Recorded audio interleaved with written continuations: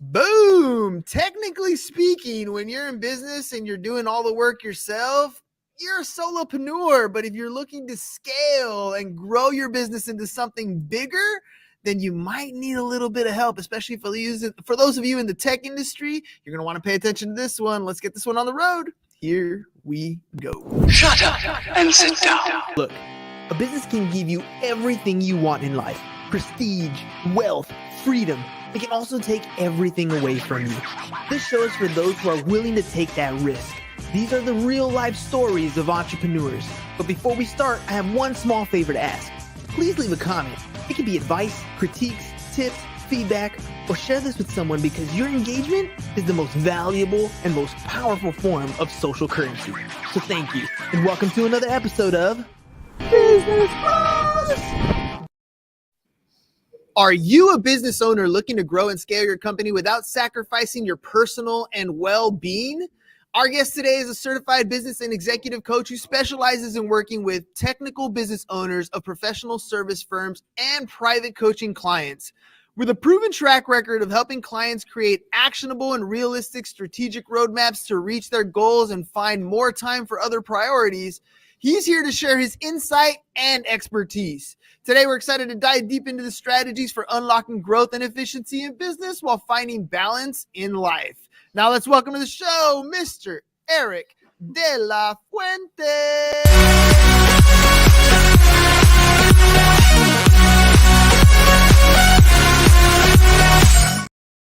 All right, Erick, welcome to the program, man. Awesome. Thanks for having me, man. I love that intro. That was exciting. Oh, dude, it's all you, baby. This is what you do. I'm just here to highlight what you do, man. All right, let's do this. I want to know a little bit about your background. I obviously got some stuff that I shared in the intro, but how did you become a coach? Like, what are you looking for? What were you looking for in life that made you become a coach? Yeah, man. I mean, the short version of the story is, I was in consulting for about a decade in my career, and I was always more of a builder, more of like I want to start creating things, and so had a couple of different things going on over the last couple of years where I was doing a lot of that, and I got the sign that it was going to be more of a we want you to manage what you've been building as opposed to continue to build, and so I realized it wasn't really for me, and so I decided why not build for my own. Build and help other people kind of do the same thing. And so I pivoted back in September of last year to start my own coaching and consulting business. And that's been my priority ever since. Let me ask you, dude, building a business takes up a lot of time and a lot of brain power. I don't know about you, man, but like when an idea pops into my head, it's like I can't sleep, I can't focus. That's the one thing that is just on my mind the whole time. It consumes me for the most part, which is kind of cool in the sense that you're focused and you get to do all kinds of cool stuff. But on the other hand, you start taking away from some of the other things that are involved in life, right? Some of the fun stuff, the experiences, the things that you kind of sacrifice one for the other. How do you help clients achieve maybe like a balance when they're trying to grow and scale a business? How did you find balance? And how do you help your clients do that? Yeah, no, great question. And what you're describing is not uncommon. I mean, I run into that all the time. And ultimately, it's just really, it's the simplest way to think about it is like, why are you in business? Like, what are you doing it for, right? Some people, they do it because they enjoy the struggle, they enjoy the grind, they enjoy kind of that path and that journey. And so if that's what you want, then obviously you're going to prioritize that. But other people that I speak with, and a lot of my clients currently, they're in business or they started their own business because of some of those reasons. But the end goal is they want to have more time with their family. They want to be able to make more money so they can take their kids on vacation, whatever that is. And so what I do is I ultimately try to remind them of why they got into business in the first place and make that the priority. So for instance, in the case of like, someone who wants to spend more time with their family or make more money so they can use it with their family, right? It's like, if that's their goal, then why are they sinking 80, 90, 100-hour weeks into their business, right? And so it's reconfirming their priorities and then helping them figure out, okay, if that's where I want to get to, what do I need to do in my business in order to get there? And that's where we get tactical around, scaling and delegating and things like that. It's funny that you mentioned that because it's hard, I think, for people to separate the two sometimes, right? I want to achieve this level of success, which means it has this required income to have the life that I want. but I also got to sacrifice 80, 90 hours in a week to get to that level. It reminds me of like my brother. He spent like 7 years building this insurance office that we have here in San Diego, and now he's chilling. Right? Like he's literally chilling at home, doing whatever he wants to do. He's built the systems and put them in place so that everything still gets taken care of. And he has more of a 10,000 foot view approach to his business versus being in the minutia. But for 7 years, he was grinding, but he knew what he wanted to get out of it. Quick shout out real quick. Nick, what's up, brother? Fellow genius over here. So let me ask you, what are some of the most common growth and like efficiency goals that maybe your clients have that you help them achieve, but like kind of give me some of that critical back and forth. Like when I'm telling you about my brother, like 7 years to get this, that's an okay goal if that's what you set out to achieve, but not everybody knows maybe that end goal, or maybe they know the end goal but aren't really weighing what it takes to get there. That's exactly right. And that's what I was going to comment on when you were talking about your brother. Like he clearly knew where he wanted to go, and he obviously had a good understanding of where he was. And so what he did was he mapped out essentially the path to get there, and it took him 7 years to do it. And so the first conversation I have with my clients or prospective clients is exactly that. It's, where do you want to go? What is your goal? Is that a revenue goal? Is that a time goal? Is that a business goal? Whatever that goal is, where is it that you want it to take you? And then comparing it to where you are today, because the best way to look at it is like, think of, if you're buying a flight, right? You want to go on a vacation somewhere. What's the first thing that you do, right? You go online and you type in, where you're starting from, right? Your city, San Diego, which I think that's where you guys are from. You start in San Diego and you want to go to New York City, right? So it's where you are, where you're going. And then you worry about the airline, the seat that you want, the time of day that you want to fly, all of the details, right?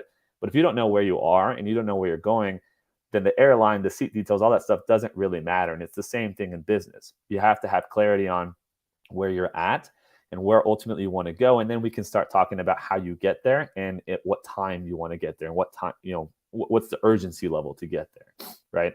So that's the broad thing, right? And to answer your questions more specifically, as far as like how that happens, it's really just a lot of asking questions, asking open-ended questions, and getting people to kind of really think about what it is that they're doing, what it is that they want in a context that's business related, because oftentimes they don't do that.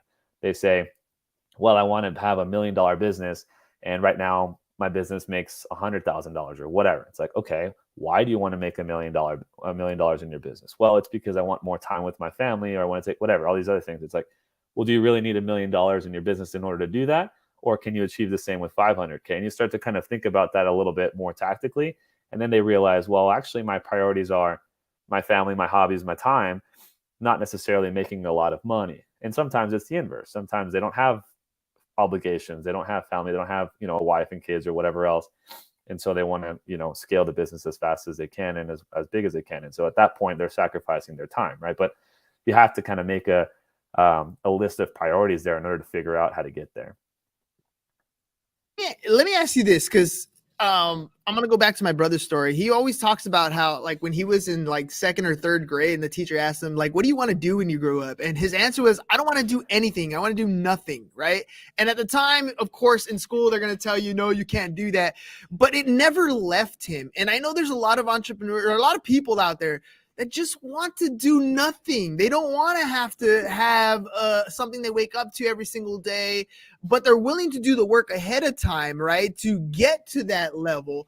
And I think what I keep hearing you say here is you're trying to help them live a life by design. You're helping them design what it is they want and design a business around the lifestyle that they want to live, not necessarily build a business and then have a lifestyle to come around the business. You want to kind of the other way around. What's that process like when you want to create an actionable, realistic strategy, if it's somebody whose ultimate goal is to be that lazy entrepreneur, the one who has the cash flow coming in and wants to sit on the beach and drink Mai Tais and chill? Yeah, great question, man. I think the first thing that I would start with is really getting clarity on what those things are. Like, do you want to be drinking Mai Tais and chilling on the beach and doing nothing? Okay, great. How much money do you need in order to do that? and then working backwards and reverse engineering it, right? There's a lot of different ways you can get to a point where you're sitting on the beach drinking Mai Tais. Some are faster than others. And so obviously nothing's just going to happen, magically. You kind of have to work for it at some point, but that's the goal, right? Is to help them understand, okay, there's my dream, right, of drinking Mai Tais and doing nothing on the beach. If you tell me you want to do that tomorrow, it's like, okay, man, like let's get realistic on your expectations, right? But yeah, I mean, those types of goals are 100% achievable and 100% valid. I think where people get confused is they think, oh, I'm an entrepreneur, like I have to hustle, I have to grind, like I have to continue and grow and grow and grow, and it's not necessarily true. You have to start somewhere, right? So there is some aspect of hustling and grinding, but at some point you might decide, well, I've built this for the last 3 years. Now I want my payday so I can go sit on the beach. It's like, okay, well, if that's the goal, then those 3 years we should be focusing on building a business that you can sell, because building a business that you can sell is very, very different than just building and scaling a business. There's kind of two different approaches there. And so again, understanding where you want to go is critical, but then having clarity of all of those things we just talked about, I think, is the first tactical step in order to get there. I love that. Now let's talk a little bit about, less about being the lazy entrepreneur now and more being about the entrepreneur that's going to get in here and make this thing grow. So, whenever somebody starts a business, especially at the beginning, they wear all the hats. They do all the work. They're the accountant, they're the marketer, they're the sales team, they're the one doing the technical work. But eventually you got to get to a point where you can start to delegate some of these tasks to people who are better than you. You've helped clients create growth channels or maybe find organizations that can kind of synergistically work together. How valuable is that for a company to really optimize their business that way? And maybe can you share some examples of like how that process can be achieved successfully? Yeah, I love that question. So basically the way that I think about it is this way, right? If you're starting your own business, there's kind of three ways to kind of get business. There's and it's all sales and marketing related. There's outbound, right, where you're calling people, you're kind of trying to have conversations yourself. You're going out to the field in order to collect information, have conversations, and ultimately try to get some sales. There's inbound, which is where you're putting up websites or marketing or things like this, right, where people are calling you. You're getting people coming to you to have conversations. But the same is still true, right? You don't really necessarily have as much trust and credibility in the marketplace. And so there's still a lot of selling that needs to happen. So what I focus on is helping people with something I call nearbound, which is kind of a way to leverage other people's audiences or other people's relationships, aka building partnerships, strategic partnerships with other groups that are selling to the same market that you're selling into. And so what that means is, instead of trying to spin your wheels and figuring out, if you're an entrepreneur and you don't know anything about marketing or sales, but you know your subject matter really, really well, and you know how to solve the problem for that subject matter really, really well. A lot of people are going to struggle trying to figure out how to have conversations with people about that problem, right? About that thing that they do. Whereas instead, I try to, from a low-hanging fruit perspective, help them find other people's audiences and borrow from that, so that way they can ultimately speak about those problems that they're very knowledgeable about to that audience that probably has them. And then it creates kind of that synergistic relationship with that other group where they're providing valuable content or whatever it is that they're looking for, and ultimately getting leads and sales in return. So that's what I focus on. And I'm happy to give you a good example of that if you want me to. Yeah, absolutely. And before you do that, I kind of wanted to reiterate. I think that some business owners struggle, and maybe this becomes stressful because they are not good at the outbound stuff, right? Or maybe they're not good at the inbound stuff, and so they're really just relying on that referral base to come in, which is more of a not really. It's more of an order taking versus a sales, right? It's much easier to deal with a customer that's coming as a referral than it is trying to make an outbound call and close a deal, or trying to get people to come inbound at all times. So I like the nearbound approach. What does that look like? Give me an example of what that looks like. So I'll share a quick story of kind of when I first started in sales, back when I was kind of doing consulting sales. So the context is, I was working for a consultancy that one of the things that we did was we implemented technologies for large businesses, right? And so when I first started at this company, I came from consulting to become a seller for a smaller consulting firm. And my sales training was here's your laptop, like good luck, have fun, go sell something. And so I'd never done sales before in my life outside of, selling some candies in high school, right? So I had no idea what I was doing. I tried cold calling. I tried going to networking events. I tried, building brochures and doing inbound stuff like in marketing. Nothing really worked. And it wasn't until I had a conversation with a guy who worked at a technology company that we were familiar with, that was already selling into this audience of people that I was trying to sell into. And I had a conversation with him, and I figured out that he was struggling on his side because he didn't know the technical intricacies of the product, whereas I did because I came from the consulting world where we would implement those things. And I said, okay, hey, how about this? You take me to some of your meetings where you're talking to, the CFOs, the CAOs of these large companies to try to sell them your product. And I will be the subject matter expert, basically in addition to your team. I'm not going to try to sell them anything. I'm just there to help you close your deals. And the first one that he took me to was like night and day for him, right? Whereas he was struggling to try to get around all the technical conversations, I was just answering the questions like that. And so ultimately his sales cycle, went from whatever it was to like 14 days, which is unheard of in his particular business. And he had a bigger deal. And so he decided he's just going to take me to every deal that he had, every opportunity that he had. And the win for me was all of a sudden now I'm being brought to the table with CAOs, CEOs, CFOs of these organizations that I was trying to cold call before, and I was trying to meet at networking events, and instead being positioned as a trusted strategic advisor. And so whenever I did that, and then afterwards went to them and said, hey, I'd like to have the conversation with you about all the other things that my company can help you with, it was much warmer and much easier to have those conversations, and my sales kind of took off. And so what I ended up doing was creating a process for our entire team that did exactly that, which is basically leveraging technology partnerships in order to get in front of people that we could sell into. Dude, that's a beautiful story, because that really shows the synergy that you can find with some of these people. And I know you said, you tried cold calling, you tried networking, and it didn't work. But I feel like in that story, it actually did. That's what networking is, brother. We did it's called the Business Bros because we started off doing this together. He did it with me for 3 years. I locked him into like a prison sentence. He was going to do this for 3 years. Along the way, we started a podcast called the Insurance Bro Show because he had the insurance agency, right? He did it about 80, 90 episodes, met a guy that did the servicing side because we did all the sales and training side on the front end.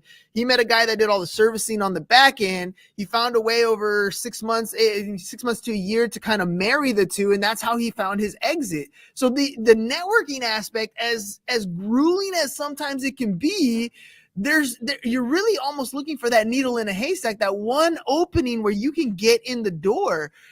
When business owners have that feeling of overwhelm or stress when they're thinking about growing their business, like I'm sure you were having when you were cold calling and going to these network events, how do you help clients approach it so that growth is almost stress-free and enjoyable, so they get to that phase where now you're like the co-pilot and you're in the door and now it's a fun process versus a grind? Yeah, that's a good question. So ultimately, I think what I try to help my clients with is making sure that they're comfortable and confident in the way that they produce their messaging. And so oftentimes the stress becomes they don't necessarily know how to communicate their expertise or how to talk about the problems that they solve. And so what ends up happening is when they meet someone, it's just they're vomiting words, right? There's just a whole bunch of stuff. And the people that are receiving the information, they're like, I don't really know what you do or what you're talking about, but it's nice to meet you. You seem fun. Maybe we'll get lunch sometime. And there really isn't any value coming from that conversation. Whereas if in that same scenario, they come in and someone asks, hey, Joe Schmo, like, what do you do? And they say, well, I help, this type of person with this problem so that they can achieve this thing. And it's super cut and dry.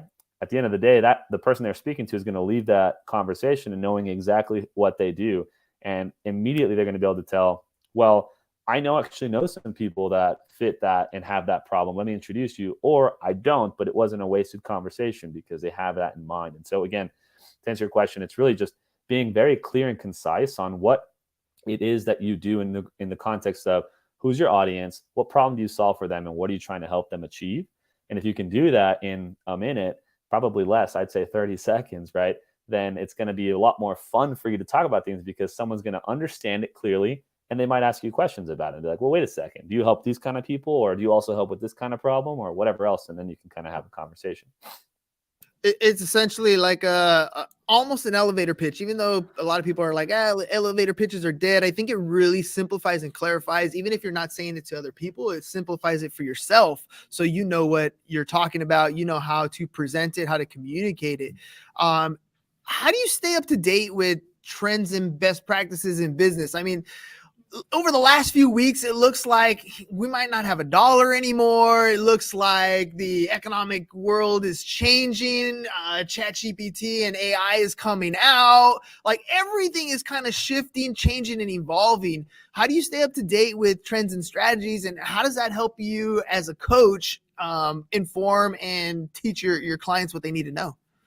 Yeah, I hear that a lot, right? Like all of the things that are coming around and kind of happening in macroeconomics, or kind of macro conditions in general, and how do you consolidate that and impact that and package that?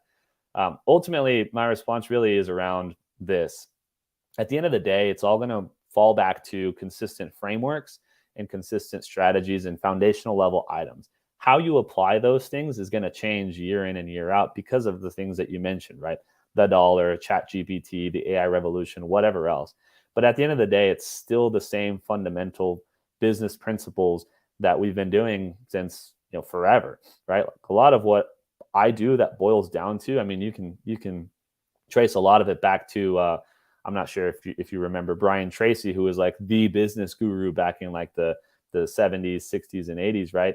He was the guy, and everyone went to him and they listened to his cassettes on how to sell and how to market and all these things. And at the end of the day, it's just those same fundamentals that are applied differently. And so to answer your question in short, when people ask me about, oh, is ChatGPT going to take my job, or how can I take advantage of it? It's the same questions. It's like, okay, well, what do you want to use it for? And what are you using it for today? And then identifying that gap and then kind of helping them navigate that gap, right? And so, yeah, as far as ChatGPT goes, I think there's a lot of potential synergy you can draw from, and I think it's a good skill to have, especially as a new business owner, because you'll be able to apply it a lot of different ways.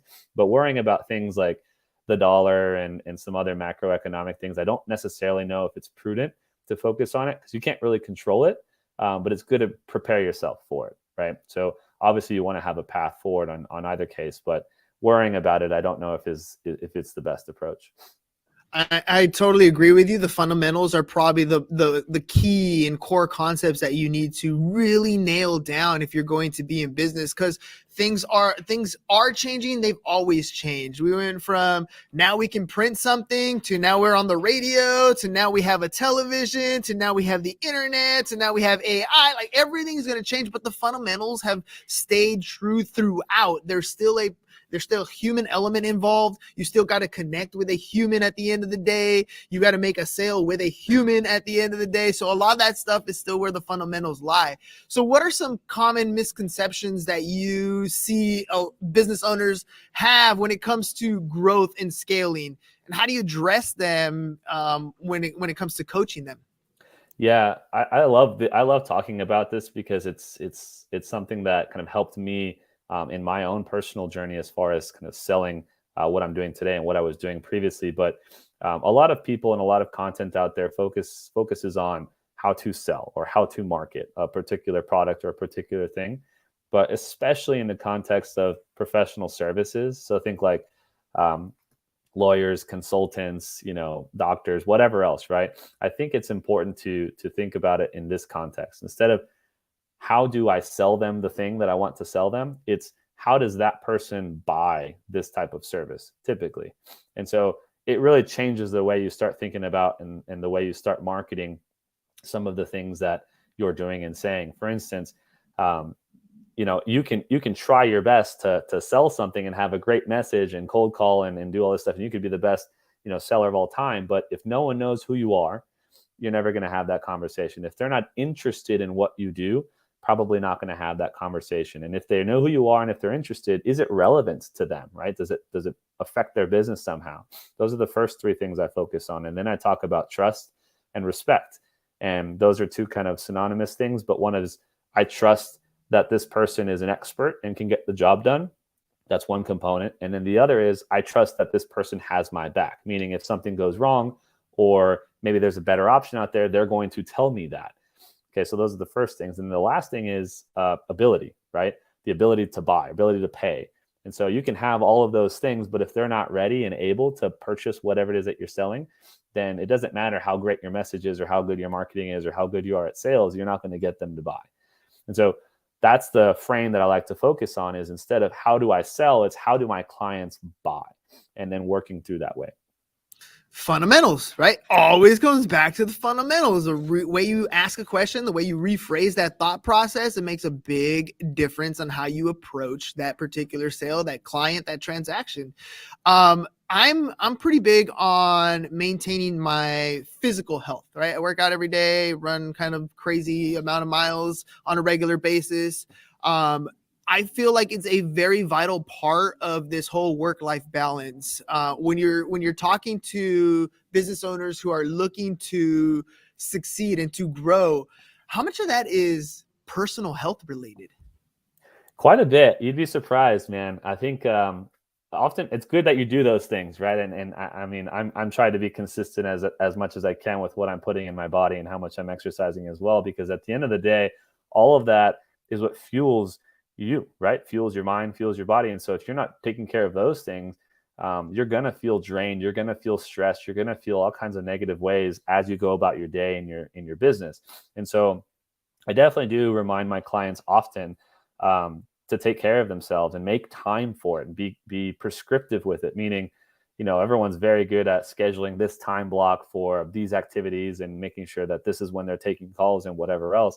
And so I'll ask them, like, are you blocking off time to exercise? And that could be go on a walk, step outside, take some sun. It doesn't necessarily mean go to the gym and run a marathon, right? Are you being mindful of what it is that you're putting in your body? So 100%, I don't coach on those things. I'm not going to sit here and tell you, all of a sudden I'm a health and fitness coach, but I do think it's important to think about, right? Because again, all of those things are direct contributors to your output in your business. So as we're getting low on time, I want to make sure we talk about your practice for a little while here. What are your long-term goals? What's the vision of your coaching practice? Where are you at today? Where do you want to take it? Yeah. So thanks for asking that. Right now, I'm at a point where I'm still working with a whole bunch of different types of clients. I do a lot of one-on-one coaching, but at the end of the day, I want to isolate that to one specific group, whether it's professional services and consulting, or it's kind of my other passion, which is private practice owners in healthcare. Kind of want to steer it one way or the other. And then from there, create something that's a little bit more consistent, a little bit more scalable. So that way I can myself step away from the business as opposed to kind of being into it so much. But my long-term goals for myself are using this as a conduit and a cash flow engine to go and purchase other businesses and kind of like grow my own, knowledge and expertise and base with other businesses that I'll grow, acquire, and kind of consolidate, kind of like a quasi private equity function, basically, but funding it myself. And so that's my goal, right? Is to use this particular business that I'm building to facilitate that going forward. But who knows, right? I say that's my goal. That's what I'm working towards, and things change. Maybe I really love doing this and I want to do it for the rest of my life. Maybe not, but I'm keeping that option open as well. It's the beauty of being an entrepreneur. You can always change the wind in your sails and go somewhere else if that's what you choose to do. All right. Well, if people want to reach out to you, if they want to find out more about what you have to offer, we got websites scrolling across the bottom. I'm going to have you kind of just say it also in case people who are only listening, but tell me what they can find there. Yeah, so my website's down there. It's www.erickdelafuente@focalpointcoaching.com. That's my website, and on there you'll have access to a couple of free resources. You can also check out my Instagram. My handle is Erick ERICK _De La Fuente DELAFUENTE. Or I'm sure you can find me on Facebook and LinkedIn as well with just my first and last name. But a lot of free resources on my website. A lot of really interesting and free content, obviously, on all my socials for some of this type of stuff that I promote. And at the end of the day, if you want to have a conversation, those are the best ways to find me.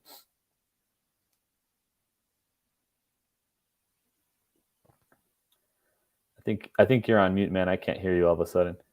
You were exactly right. I didn't hit the unmute button. All right. Last little selfish question of mine. You're going on different tours. You've been on different podcasts. What was your experience like on the Business Bros? Dude, I really like this one, to be honest, man. I like your energy. I like your style. I really liked the intro. And it's cool. I didn't realize that you also had a live audience until you told me. So I think that part's awesome as well. But yeah, I mean, whoever else that is thinking about getting on the Business Bros podcast, I definitely recommend it. I mean, this conversation was fun, and I'm sure we'll be in touch going forward after this as well. Boom. Well, there it is. Erick, thank you very much for coming on the show. Ladies and gentlemen, look, you can't do this by yourself, or should I say you can, but eventually you're going to want your time back. And if you really want to grow a business that is going to give you the freedom that you're looking for, you need to have the coaching, the mentorship, and the help to put things in place so you can walk away at some point in the future. And Erick's giving you that opportunity. So make sure you guys go to his website, scrolling across the bottom down here, erickdelafuentes.focalpointcoaching.com. Stop by, have a conversation. It always starts with that, right? I mean, literally listening to Erick's story today on the show, he talked about how he's going to networking and it's like pulling his hair out, although he still has hair, I don't, right? But he finally connected with somebody that allowed him to move to that next level. And that's what I'm hoping for a lot of you guys. Who knows? It might not be Erick, but it might be. So stop by his website, check it out. And I hope you guys start growing your businesses the way you want to. Erick, thank you very much for the show, and we're out. It's over. Go home. Is your business in need of marketing? Try starting a podcast, but not just any podcast. Podcast like a pro. We can show you how to take your business from being invisible to becoming a brand people trust. Go to www.businessbros.biz to get started.